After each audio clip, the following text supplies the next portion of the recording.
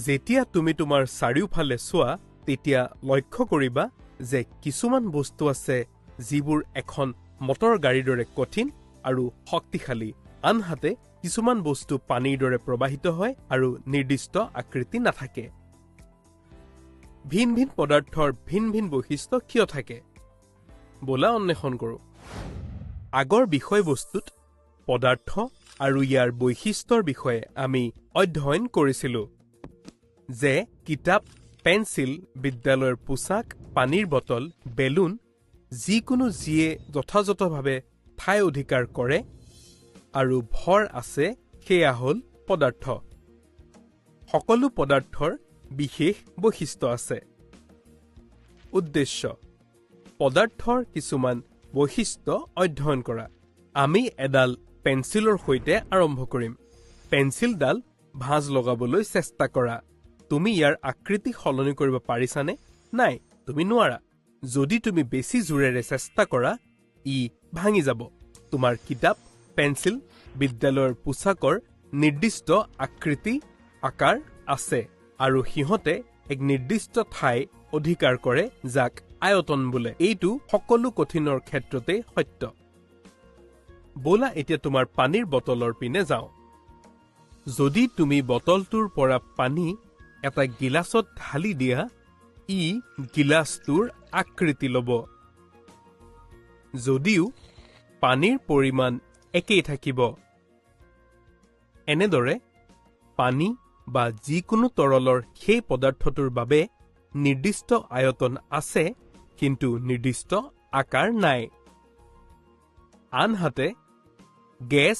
যি বেলুনটোৰ বতাহ এৰি দিলে বাহিৰলৈ ওলাই আহি বাহিৰত থকা বায়ুত মিহলি হয় আৰু ইয়াৰ কোনো নিৰ্দিষ্ট আকৃতি আৰু আকাৰ নাই আৰু নিৰ্দিষ্ট আয়তন নাই সাধাৰণতে সকলো পদাৰ্থক তিনিটা অৱস্থাত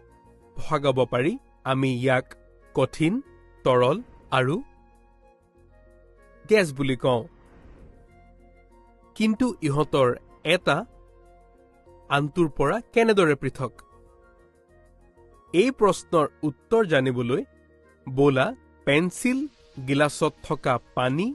আৰু বেলুনত থকা বায়ুখিনি ভালদৰে চাওঁ আমি স্পষ্টকৈ দেখা পাওঁ যে এই সকলোবোৰ পদাৰ্থ সৰু সৰু কণাৰ পিণ্ডৰ দ্বাৰা গঠিত যাক পৰমাণু বুলি কোৱা হয় আৰু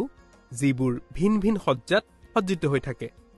আমি পৰৱৰ্তী বিষয়বস্তুত ইহঁতৰ প্ৰত্যেকৰে সজ্জাৰ বিষয়ে অধ্যয়ন কৰিম যিয়ে পাৰমাণৱিক স্তৰত এই তিনিটা পদাৰ্থৰ অৱস্থাৰ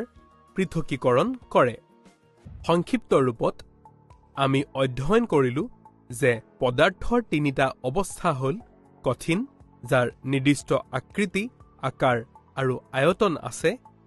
তৰল যাৰ নিৰ্দিষ্ট আয়তন আছে কিন্তু নিৰ্দিষ্ট আকৃতি নাই আৰু গেছ যাৰ নিৰ্দিষ্ট আকৃতি নাই আৰু আয়তনো নাই এইটো নিশ্চয়কৈ স্পষ্ট হ'ল যে কেনেদৰে পদাৰ্থৰ ভিন ভিন অৱস্থা দেখাত পৃথক কিন্তু কঠিনৰ ক্ৰিয় দৃঢ় আকৃতি আৰু নিৰ্দিষ্ট আয়তন আছে ইয়াৰ উত্তৰ পাবলৈ আমাৰ আহিবলগীয়া ভিডিঅ'বোৰ চাই থাকিবা